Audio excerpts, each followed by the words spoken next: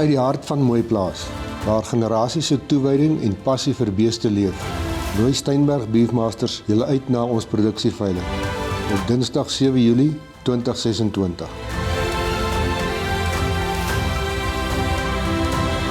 Op aanbod 35 Beefmaster bulle, geselekteer vir funksionaliteit, vrugbaarheid en prestasie. As ook 80 kommersiële koeie met kalwers.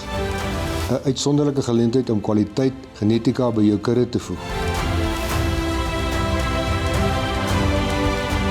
By Steinberg Beefmasters bou ons doelbewus stap vir stap van genetika tot seleksie tot die eindproduk in die kraal.